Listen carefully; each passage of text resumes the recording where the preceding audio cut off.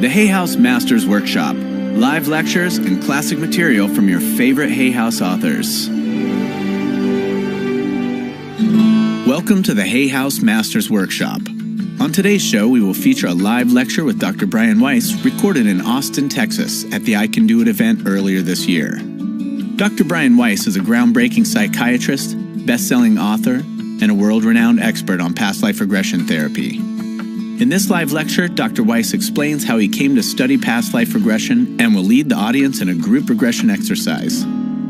Dr. Weiss continues to travel and speak about the healing power of past life regression therapy, and he does workshops and training seminars for professionals all over the world. To find out more about Dr. Brian Weiss and his work, visit his website at brianweiss.com, BrianWeiss.com.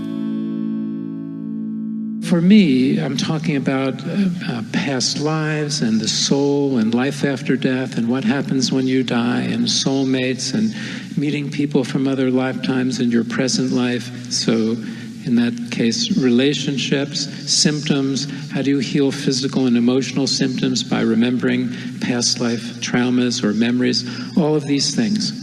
And I didn't believe in any of it when I was earlier in my career. So as a psychiatrist and an academic psychiatrist, I never learned about past lives or reincarnation. That wasn't taught at Yale Medical School, where I was a student and did my psychiatry training. So they didn't teach it at Yale. Years later, I did speak at Yale about these subjects, but it was in the divinity school, not in the medical school. Although more recently I've been doing grand rounds and other talks in medical schools, and the interest is enlarging all over the world. So I just returned from India, and I've been in Japan and China and all over South America, Central America, Europe, North Africa, pretty much every place except Antarctica and the Arctic, talking about these things, but the population is less in those areas. So I never really believed in this. And then going through my academic training and becoming a professor at the University of Pittsburgh, and then at the University of Miami, and then chairman of the Department of Psychiatry at Mount Sinai Medical Center there. I had been publishing scientific articles and book chapters, more than 40 of those, and a previous book before Many Lives, Many Masters, which was the first book of this spiritual series that I wrote, but a previous book called The Biology of Cholinergic Function, which is not being sold by Hay House this weekend. It's very hard to find that book. Just as an aside, that book about acetylcholine metabolism, which I wrote before Many Lives, Many Masters, when I was a professor of psychiatry at the University of Miami, that book was incredibly powerful in curing people with sleep-onset insomnia. Not even having to take a pill. Reading 4 or 5 pages of that book caused irresistible waves of sleep to come over people, following a glazed look in their eyes, and that they would then be quickly sleeping in a deep sleep. And that was my first book representing me before. Then Catherine, the woman in Many Lives, Many Masters, came into my office, and I began to use hypnosis, which is a form of focused, relaxed concentration, with her, because she had gaps in her memory for her childhood. And hypnosis is a way to enhance memory. It's not dangerous. It's not what you see in movies or television where people are quacking like ducks and barking like dogs. It's not that. That's stage hypnosis. It's very different.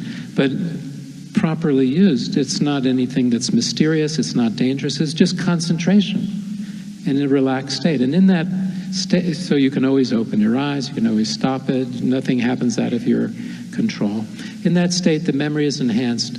And I wanted to find out why she had this sort of amnesia for early childhood, where I felt some traumas may have occurred, to explain her symptoms in the present time.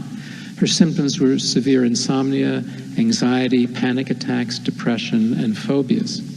And normally I would use medicine to treat someone with her symptoms, but in her case she had a fear of gagging or choking, and she couldn't take medicines. And so I just used traditional psychotherapy, which I was trained to do, having been trained in a psychoanalytic technique too during my psychiatry residency. She went fairly deeply, as many people can, and started to have childhood memories, because the memories are always there, they're just not accessible all the time. And some were fairly traumatic, but her symptoms remained severe. So the next time she came into the office, putting her back into this deeper state, asked her to go back to the time when her symptoms first began, thinking that she'd go back to a little earlier in her childhood. So she went back to around age 5 the previous week, and I thought maybe 4 or 3. She went back about 4,000 years. I said, when did go back to the time when your symptoms first began? Apparently they began 4,000 years ago. And she, a Catholic woman from New England, and I, as academic psychiatrist, not believing in past lives, here this happens. And I still don't know what it is, because she went back to this ancient Near Eastern lifetime where she drowned in a flood or tidal wave, waves pouring over the shore and almost like a tsunami type of thing. And her symptoms started getting better right away after this memory. Her lifelong fear of gagging or choking disappeared. Her fear of water disappeared. And this is how it works. Sometimes, whether you believe in past lives or you don't believe in past lives, a tremendously powerful healing effect, physically and emotionally, can occur when the traumas or the causative events are remembered. So, very, very interesting. But it took a lot more to convince me. And week by week, she would go back, have more memories, all of her symptoms eventually disappearing, in her case without the use of any medicines. She started replicating the near-death experience work of Elizabeth Kubler-Ross and Raymond Moody and other researchers in the NDE. Never having heard of these people or read any of the work, she started telling me private details of my own life after she would die in one of these ancient lifetimes, go to the light, be revived, and get messages from the other side for me. And she knew details and secrets that I had never told anybody, and then she knew them. I had a son who died as an infant in 1971. She knew the medical details and what happened. I hadn't even told our best friends about that. The names, medical details, all of this. My father, who had died of a heart attack, she knew all the medical details, how it happened, where it happened, when it happened. And I don't even have diplomas hanging in my office. One theory of psychotherapy is you want the person to project these feelings and thoughts into the therapeutic arena. So I don't even have diplomas hanging. And she knew all of these details. And no place to look it up. This was before the internet. So that was surprising and alarming. And after Catherine, another person came in, and another, as word got out from her and others about this. I couldn't talk about it, that's the confidentiality, but she could. And then her friends and others started coming in. And that was around 1980, so more than 32 years ago, over which time I've done these past life regressions with more than 4,000 people in my office, but hundreds of thousands more in groups all over the world. And training therapists to do this work. That's what I was doing at the Crossings, and I still do at Omega Institute in Rhinebeck, New York every year. And then these therapists go home to their cities, their countries, and they're doing this work and finding the same things that I do. And so it's been a fascinating journey and experience. Sometimes evidential or validational details come up. People speaking foreign languages that they never learned. This is all in the exciting work that past life therapy entails. But at first, I didn't say much or didn't write Many Lives, Many Masters for years, 5 years after Catherine ended her therapy. And it didn't come out for another 2 years after that, because I was concerned. I was chairman of the psychiatry department, and this was different. And so there was a big risk there, and there was quite a, how to put it, havoc created when the book came out, and there was censure movements, none of which was successful, because this is really something that you can validate in a research way, developing an end, testing it, hypotheses. And people knew me. I was a psychopharmacologist, and as I mentioned, publishing many papers, so those debates never got anywhere, but it really was alarming at first, because nobody wants to lose their license or have something like that happen. It didn't. It's much safer now, of course, than it was in the 80s. Now, through movies and television and magazine articles and the books and the scientific articles, there's a tremendous literature now that you can always fall back on, and it's not risky anymore, but it was 30 years ago. Times have changed, fortunately. And now this work is going on all over the planet. In India, I've trained many therapists. They're doing this work. China, Japan, all over Asia, all over the US, Canada, South America. People come, learn these techniques. Physicians, psychiatrists, psychologists, social workers, nurses, mental health therapists, and other therapists from all over the world are doing this work now. And that's been very gratifying. And yet the healing part is still fascinating to me. How people, by remembering past life traumas, just like as if they remembered childhood traumas, the symptoms clear up. Let's say you have a phobia of heights, and you go and have a regression and find out that you were thrown from a castle wall in the 14th century, and you died in that manner. Well, that memory is going to most likely get rid of your fear of heights, because it's something that's over in the past, and you don't have to worry about that happening in the future. And so the phobia disappears. A fear of water, and you find that you were drowned in the past. A fear of anything often comes from the past. It's not of the future. But physical symptoms as well, because these are often stored in the body. So many times people with neck pain, let's say, find they were hanged in a past life, and the neck pain gets better. I remember years ago seeing a radiologist at Mount Sinai who had a severe back pain, lower back pain. He had been to orthopedic surgeons and chiropractic physicians and others with really no help. And he was taking medicine that he didn't like to take because it made him sleepy and a little fuzzy mentally. And when he remembered being lanced in the back in a Middle Ages battle, his back pain disappeared, has never returned. One session, no back pain. So it's worth it, even if you don't believe in it. And then as you do this work, you find out that the validational stuff happens. People who find their children from a past life, who died recently. I met a woman, Jenny Cockell from England, who found her past life children in Ireland from a previous life. She had known since she was a child. Many children have these past life memories. They tend to go underground when they begin school, but not all the time. And she knew she had 5 children. She died young. She left them early. Her husband was irresponsible. She couldn't count on him to take care of the children in Ireland. And she's telling this to her parents, Jenny, when she was about 3 years old. She had 5 children. So parents, not believing in past lives, not knowing about it really, not having the money to investigate, they didn't know what to do, and they did nothing. So she grew up knowing this, dreaming about it, worrying about her children, wondering what happened to her children. Eventually she came up on an idea, and that was to look in the library for maps of Ireland, an atlas of Ireland, because she had drawn pictures when she was a child of the village where she thought she lived in Ireland. And she found a town called Malahide, northeast of Dublin on the coast, that looked like her maps that she had drawn. And she decided to go there because she had no other clues. And while walking in this village of Malahide, she had deja vu feelings, that feeling of familiarity as if you've been in a place before, or that sometimes you meet a person and you get that deja vu feeling. Maybe you were together before.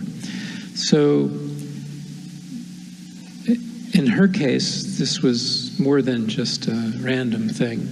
She found a church there which had a very unusual facade, and it was a church she had drawn as a child, that same facade. She knew she was in the right place. She knew that her name was Mary, that she had 5 children, I think. No, eight children. She died young, leaving the children, Mary, but that doesn't get you very far in Ireland. So she needed more. And the maps, the church, this was more. Now, she went to where she felt her house was, but it was just the ruins of a house empty since the 1950s. But now she's in Malahide, so the people there know who lived in that house, what happened, and it was her. A woman named Mary Sutton lived in that house. She died from complications of childbirth after the birth of her 8th child. She was right about the number, leaving early. The children grew up in orphanages because the husband was irresponsible. She had also drawn a picture when she was a little girl of a large white building with many windows. This was the hospital in Dublin where Mary Sutton died. And she was able to go to that hospital, go to the very room and describe what happened, and it was accurate. So she knew all these things, and then they opened up the adoption records. 5 of the children were still alive. That's why I remembered the 5. And they were able to be reunited. The youngest 2 did not even know that they had siblings. So that was very interesting.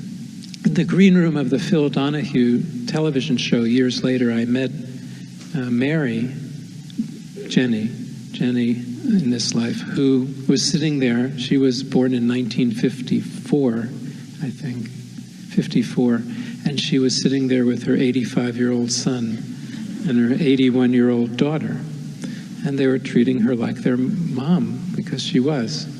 She knew all about their childhoods, little tiny details, not public things that nobody knew. It was a poor family. She knew what happened, and how could she know that? 4 of the 5 children believe that she's the reincarnation of their mother, Mary Sutton, and the 5th child believes that Mary's on the other side telling Jenny all this information. But Jenny knows nobody was telling her. She's known it since she was a little girl, so that's just the way that 5th child is sort of trying to understand. How could somebody do that?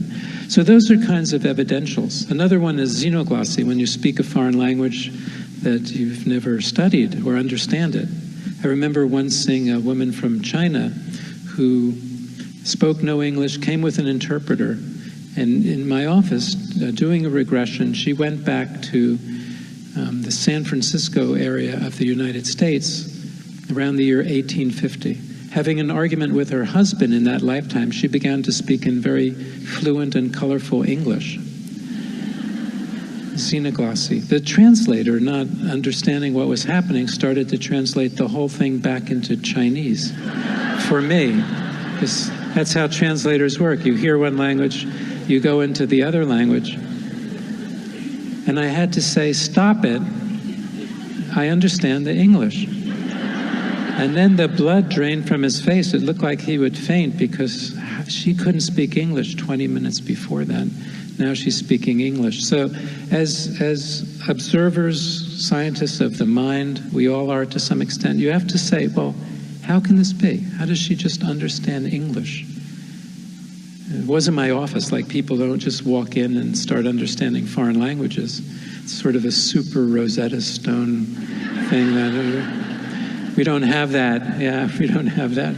That's the xenoglossy. And so those cases, it reminds me of another one of 3-year-old boys in New York City who were speaking more than the rudimentary language that twins, they were twins, young children often make up. The father is a physician, and the mother and father take the boys to Columbia University, the linguistics department, where they find the boys are speaking Aramaic to each other. There are 3. The parents don't speak Aramaic. It's not spoken anywhere in their apartment building, and you cannot pluck that off late-night cable television. It's not on Sesame Street. So how do you do these things? And that's, again, the evidential part. To me, the healings are evidential at some level. Knowledge, people come up with details that they didn't know, like psychic or regression archaeology. They know historical facts and details that they never studied that turn out to be accurate. Now everybody's doing their own research because you can do that these days. So in Miracles Happen, the latest book, Amy and I wrote up stories of this kind of evidential stories, people having a memory, say one in ancient Israel, and going there at excavations and knowing where everything used to be and this whole history of it. They had never been there before, weren't historians or archaeologists, so that kind of thing. You would just know something, and there's no way you could know that. You never studied it. Now, I can talk much more about skeptics and left brain, right brain, and all of those things, but again, in an hour, I have to edit, so I'm not going to get too intellectual today. I do want to spend time doing that little exercise, the regression, so you can have a taste of it. There are 9 books that I have now. You can read 1, you can read 2, none, 9. It's up to you, but a lot of the stories are in there. A lot of the cases are in there. Many Lives is the first, but there are others. The last one that I've been talking about with Amy, that has stories from people who came to workshops like this one and then had incredible experiences and sent us in the story, and we wrote about it and commented on it. So it's kind of like what goes on in here. So we'll do that in a moment, but I just want to talk about what you can expect. For one, it's safe. You don't have to worry about that. It's just relaxed, focused concentration, as I said. So you go into a relaxed state. We'll go back to childhood. We'll go back to in utero. Many people have memories from that time and often have confirmed it with their parents. I was doing this once on the Oprah show, and a person confirmed with her mother before we even left this makeshift office in the Harpo studios.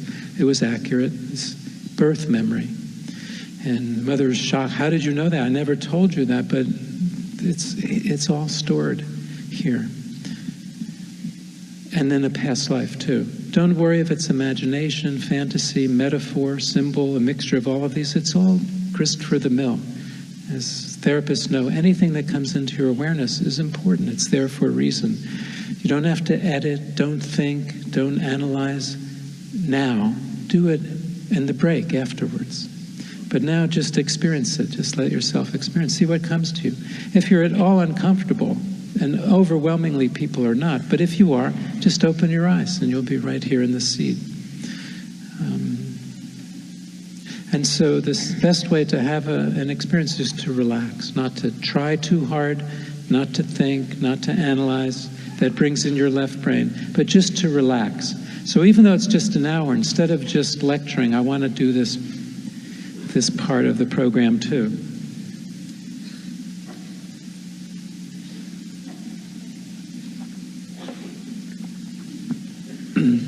I also have a website. It's easy to go to. It's just brianweiss.com. That has a lot of questions and answers and resources and where I'm going to be and details. So if we didn't cover something today, like Q&A, we won't have time for that. But it's up there, and YouTube videos and lots of free things on there. So that's available for you too. Okay, so loosen anything if it's too tight or too uncomfortable. The chairs will work very well. The University of Texas has sprinkled it with a special substance from Tibet to deepen your... No, that's not true. I said I would tell you if something's not true, but it'll work anyway. They look kind of comfortable to me, more or less. Better than these wooden folding chairs with a hole in the back that people... Yeah. Then if you have back pain, you don't even need a regression. You just have to get out of the chair. So, what we're going to do in a moment, we can turn on the music now. If I were more dramatic, I'd just be doing something, but we're going to put music on at a background level, bring the lights down, then it's just me talking. And it'll take about 25 minutes, more or less, very safe. And whatever comes into your mind is good. We'll make it lower than that, just background to my voice, pretty low.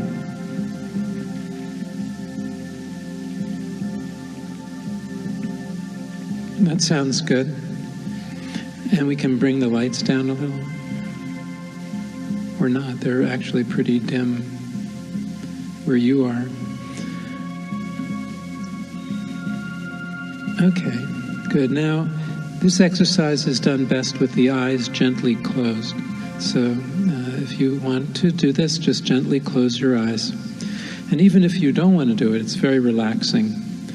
Focus on my voice, because it's easy to fall asleep when you're relaxing like this too. So try to focus, concentrate on my voice. And with your eyes gently closed, use your imagination today. And just imagine that you can breathe out the stresses and the tensions that you store in your body. Breathing out stress, breathing out tension, breathing in beautiful energy. There really is beautiful energy here. Breathing out stress, breathing out tension. And as you do this, let yourself relax deeper and deeper. And this is very healthy for you, healthy for your body and healthy for your brain, to go into this deep state of peace and calm, to relax completely, to let go of stresses and tensions. This is very healthy for the body and the mind.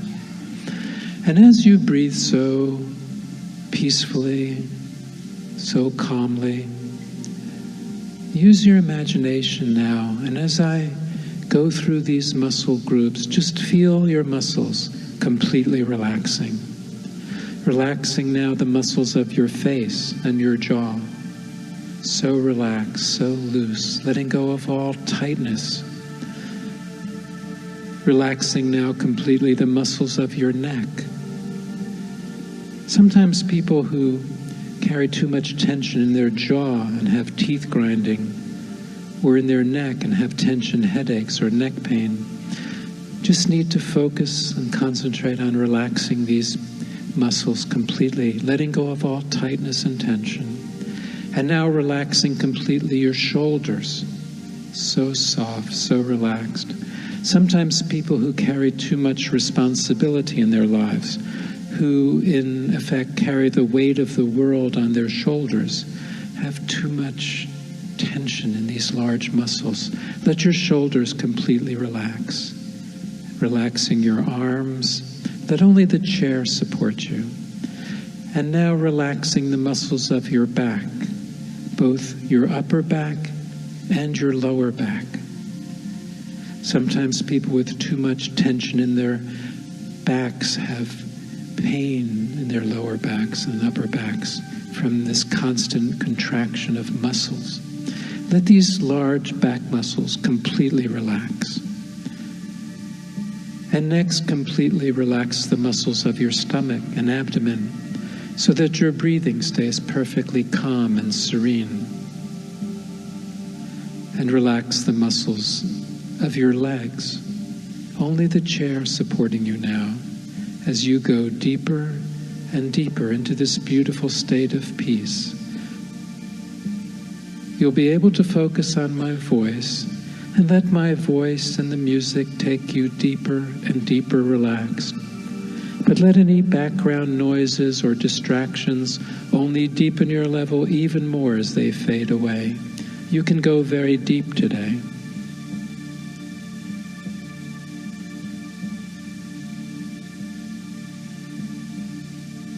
And next, visualize or imagine a beautiful light above your head, a beautiful light. And you can choose the color or colors of this beautiful light. Imagine that this is a healing light, bringing healing, recuperation to all parts of your body and your mind. And this is also a spiritual light connected to the light above and around you. And also a deepening light, because it will bring you to deeper and deeper levels of peace and tranquility.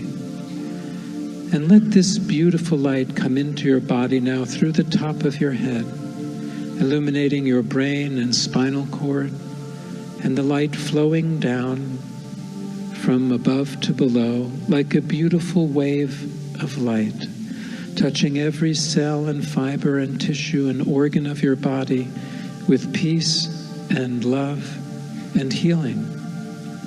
And the light fills your heart, your beautiful heart, healing your heart at all levels. And your heart gently pumping the light throughout every blood vessel of your body so that it reaches everywhere. And the light fills all of the abdominal organs, healing, recuperating, getting rid of illness, disease, discomfort, and restoring to perfect health. Let the light be very powerful, very strong, wherever you need it for healing. The light fills your back, healing the large muscles, nerves, bones, organs, and flows down both legs, all the way to your feet, bathing your body in its beautiful healing energy. Let yourself go even deeper, focusing on my voice, but going deeper and deeper relaxed. Imagine that the light also completely surrounds the outside of your body as well, wrapping around you like a beautiful bubble or cocoon of light, healing your skin and outer tissues, protecting you completely, deepening your level even more. In a few moments, when I count down from 10 to 1, let yourself go so deep that your mind is no longer limited by the usual barriers of space or of time, so deep that you can remember every experience that you have ever had in this body or in any other body that you have had, or even in between bodies when you have been in the spiritual state. You can remember everything so deep that you can experience all levels of your multidimensional self, because you are far, far greater than your body and your brain. You are a beautiful, immortal, spiritual being. You have existed forever. You are immortal, eternal. You are always loved, and you can never be harmed, not at this level. 10, 9, 8, going deeper and deeper with each number down. 7, 6, 5, deeper and deeper and deeper. 4, 3, a beautiful level of peace and serenity. 2, 1, good, in this beautiful, beautiful state of calm. Imagine now that you're walking down a wonderful staircase, beautiful staircase, and that each step down takes you even deeper, deeper, down, down, deeper and deeper, down, down.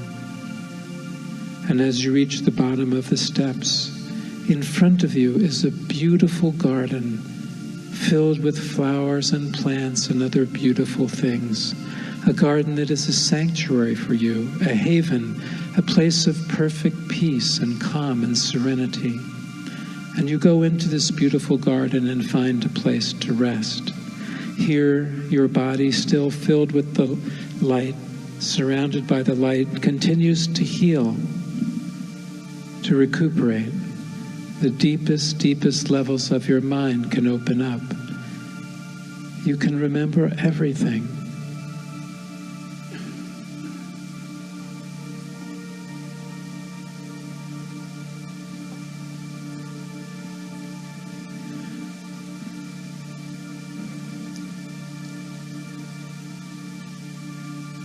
In a few moments, when I count down from 5 to 1, go back into your childhood and remember a memory from your childhood. You can keep it a pleasant memory, a happy memory, or a meaningful memory, whatever comes into your mind. Maybe something you have not thought about or remembered for a long, long time. Whatever comes into your mind is fine. Let it come into complete focus, this childhood memory, as I reach the number 1. 5, remembering a childhood memory now, keeping it pleasant or happy if you wish, or meaningful or important. 4, coming more and more into focus. 3, You can remember everything. 2, 1, good. Be there with this childhood memory and pay attention to any details, such as where this is occurring: home, school, outside, playing, inside, someone else's home, a trip or vacation. Whatever comes into your mind is fine. And if you can observe yourself, notice what you are doing or what you are wearing or what your hair looks like. And if you notice other people, they may appear younger to you because they were indeed younger then. And that's perfectly fine. If you need to go deeper to focus the memory even more, just take a beautiful breath or 2 or 3, and you'll go much, much deeper. If you're ever uncomfortable, just rest comfortably where you are. Or you can float above the scene or image or feelings, observing or sensing from a distance as if you were watching a movie. That's fine. Or even opening your eyes if you wish. But if not, stay with it. Breathe yourself deeper. Focus. Let yourself remember. Sometimes a childhood memory is connected to other memories, and you can remember these also. The memories are not always visual.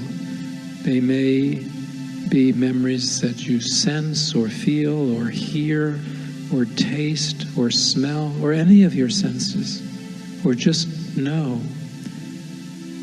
It may come from a photo or snapshot, picture that suddenly takes on more dimension and may even move, be set into motion. Whatever you experience or not is fine, but try not to analyze or critique or judge it. Just experience it. You can analyze later. And you can remember much, much more than a childhood memory. And so just float above this childhood memory for now, feeling very free and light. And before we move further back in time, just stopping for a moment to reflect on the importance of this memory to you now.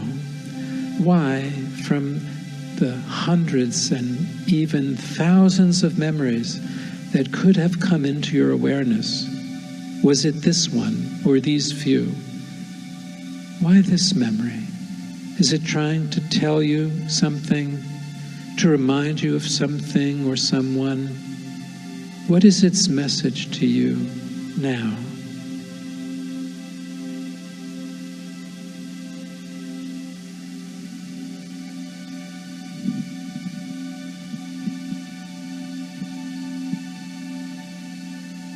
And now we're ready to go farther back in time, back before your birth into your present body, when you were in the in utero state, in your mother's womb, in utero, prenatal. Many people have accurately remembered from this time, but even if it is a mixture of imagination and actual memory or metaphor or symbol, that's all fine, it's okay. Whatever comes into your awareness is fine, it is okay. Once again, I'll count backwards from 5 to 1. Then any remembrances from this in utero prenatal time come into your awareness. Maybe physical memories. What was it like physically? Do you become aware of any sensations or impressions or feelings or emotions? 5, you can remember everything. 4, going back to the in utero, the prenatal time before your birth.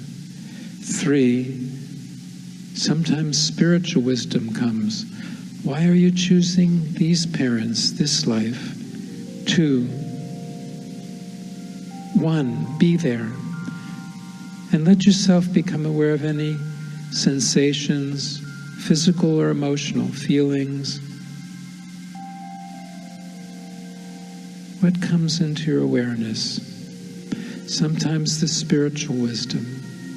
The feelings may be yours or even of your mother's because you are so closely connected, so bonded at this time. Or even of your father's because consciousness is not limited to the physical body. What lessons are you coming back here into this earth school to master, to work upon, as you progress along your spiritual pathway?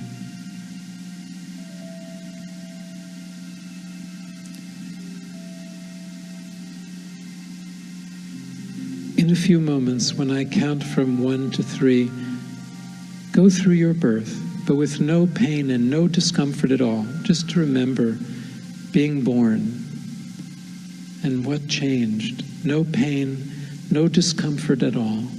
1, being born now. 2, 3, you are out, you are born. What do you become aware of now? Differences in temperature, warmth, cold, noises, sounds, people. What do you become aware of? Mother, love. What is there for you?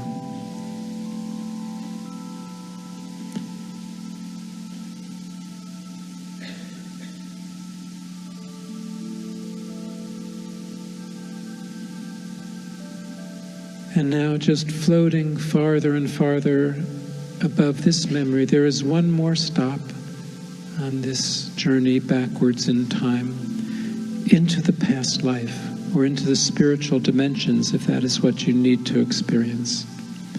And so imagine now, or visualize a beautiful doorway in front of you, and the door is closed. On the other side of the door is a beautiful light. Beyond the light is a scene or an image, a person, a figure, a past life, a spiritual dimension. As I count down again from 5 to 1, the door will open, go through it, through the light, join the scene, the person, the experience on the other side of the light, and be there completely.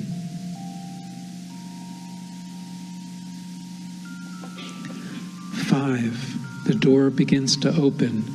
You become very aware of the beautiful light on the other side of the door.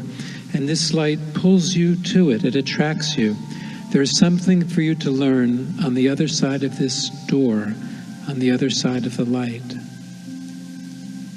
4, moving through the door now and into the light. The scene, the person, the figure on the other side of the light, the experience is coming more and more into focus.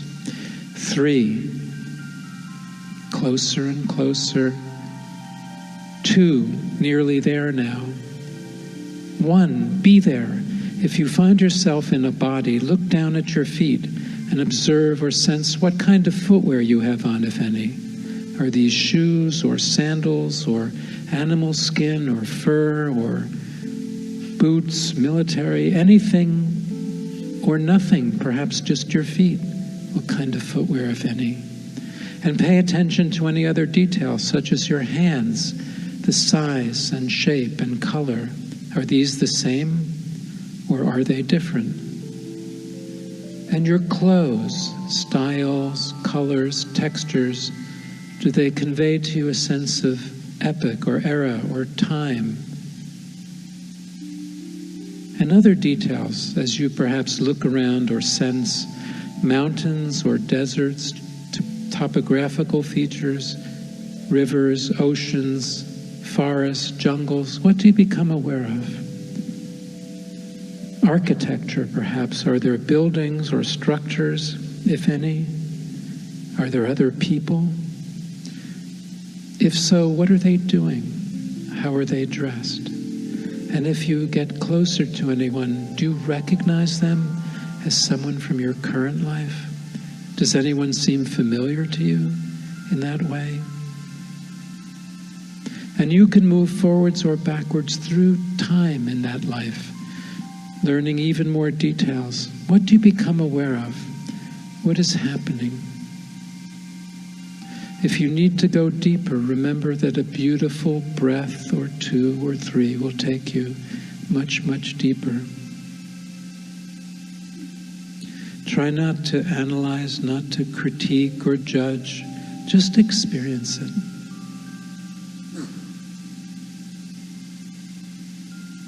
As I count from 1 to 3 now, go to one of the most important or significant events in that lifetime and see what you experience. 1, 2, 3. Moving to that. What do you become aware of now? A significant or meaningful event in that lifetime or in that experience. Are there other people around? What do you become aware of?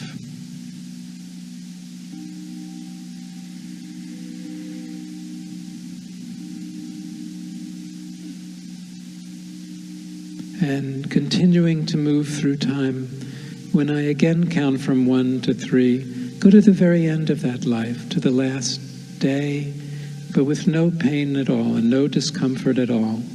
Just to remember how you left that time, that place. 1, the very last day, no discomfort or pain at all. 2, 3, you are there.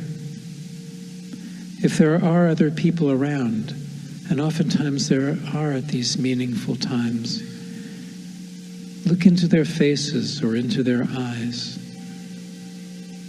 Do you recognize them as anyone from your current life? What do you become aware of? What is happening to you?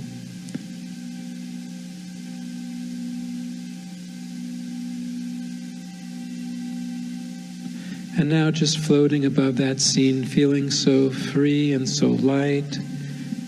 And in your mind, just for a moment, in your mind,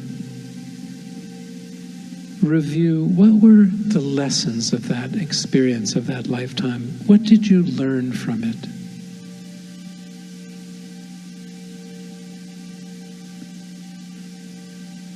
And how do those lessons connect to your present life?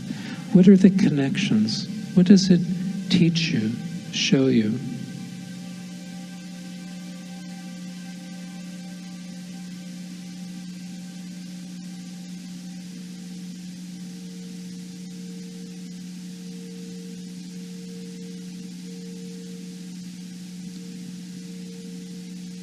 And now as you float in this space in between lifetimes, feeling so free and so light and peaceful, imagine that a beautiful spiritual being comes to visit you.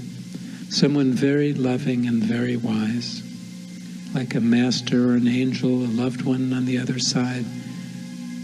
And you can communicate, whether in thoughts or feelings, mind-to-mind contact, or in any other way, you can communicate. Are there any messages for you? Any knowledge, wisdom, advice, messages to bring back with you so that you can remove any blocks and obstacles to your inner peace and joy and harmony in your current life? Are there any messages for you? You are always loved, always protected, always guided. You do not need to fear. Let go of fear. Soon it will be time to return. And so saying goodbye to this beautiful spiritual being for now, but they are always there with you, even when you are not aware. They are there. And going back to the garden now, rejoining your body, which has been healing in that beautiful light, rejuvenated, filled with a soft and beautiful healing energy. The healing will continue even after you are awake. And now back in your body, back in this room, completely grounded in your body, feeling so grounded and yet refreshed. I'm going to bring you back to full waking consciousness by counting up from 1 to 10. And with each number, you'll be more and more awake and alert, in complete control of body and brain, feeling wonderful, remembering everything you want to remember, feeling great. 1, 2, 3, returning now to full waking consciousness. 4, 5, 6, more and more awake and alert, feeling wonderful. 7, 8, nearly awake now.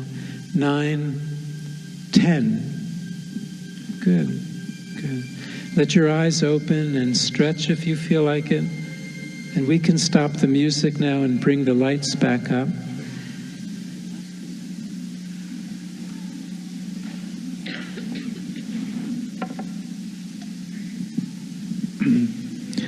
So, welcome back. Let me just take a quick little survey and ask you a few questions. Just bring some energy to one arm and hand. How many of you were able to remember a childhood memory of any sort, even a glimpse of it? Good, an overwhelming majority of people. If I were talking to you one-to-one and we were doing this, not in a group, it would have been everybody. It's 100% virtually. But so many of you may have fallen asleep or blocked it in some other way. But if you wouldn't fall asleep if we were talking, so that's sort of an artifact of a group.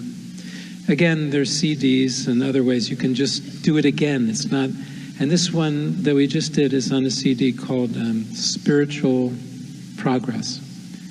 And it's got a relaxation meditation on one side, the regression to a past life on the other. And how many of you had any sort of prenatal or infancy or in utero memory at all? Okay. Not bad for a group. Not bad. And how many of you had an experience on the other side of the door? Just show me by raising your hands. It's about half the group, which is a lot of people. So half the group is significant for the first time for many of you. If you practiced it, did it more, you would have more experiences. It's not a one-time thing. It's like meditation. The more you do it, the deeper you go. You can see how relaxing it is, but also can be healing. Has anyone here noticed like a physical symptom, a headache, back pain, anything, or emotional symptom may be better? Quite a few hands up. Great, I'm happy. And again, it's just a glimpse of it, a taste of it. It's not nearly as deep as we would do over a full weekend program or a 5-day program, or in therapy where a person came every week or every other week. We'd go much deeper, of course, but it's an introduction. And in that sense, I'm glad that we did it and not just talk today. So you have that experiential component too. And then the bigger message, of course, behind it is if the 50% of you say, and it's everybody, lived in a past life, another lifetime, and you had a different body and a different name, then who are you? Are you this name, this body, name, that body, or any of the other dozens and dozens or hundreds of physical manifestations that you have? Who are you? Of course, the answer is you are a soul, a beautiful spiritual being who is immortal and eternal, taking physical form repeatedly to learn the lessons of life. That's why we're here. So, and then we all go to the other side eventually anyway. We visit there. That's our home. So there's much more in the books. We won't have a chance to get to that, of course, in an hour, but we did a lot for an hour. This essence of you as a spiritual being, that's the key. If you're a spiritual being, you don't have to fear death. You don't have to fear dying. What happens? Because that's our nature. We're already alive before we're born. We're alive after we die. We're not the physical body. I think that the mystic Teilhard de Chardin summed it up so beautifully when he said, we are not human beings having a spiritual experience, but we're spiritual beings having a human experience. That captures the nuance of it. We're spiritual beings here having a human experience. Some of you just got a little taste of that. Some of you know this much more deeply than others, but we're all in the same boat. And I thank you for rowing the boat together with me today. Thanks for joining us for the Hay House Masters Workshop featuring past life regression expert Dr. Brian Weiss. To purchase books or CDs from Dr. Brian Weiss, visit hayhouse.com. If you would like to experience a live lecture for yourself, Find out about Dr. Brian Weiss's upcoming speaking engagements by going to hayhouse.com/events.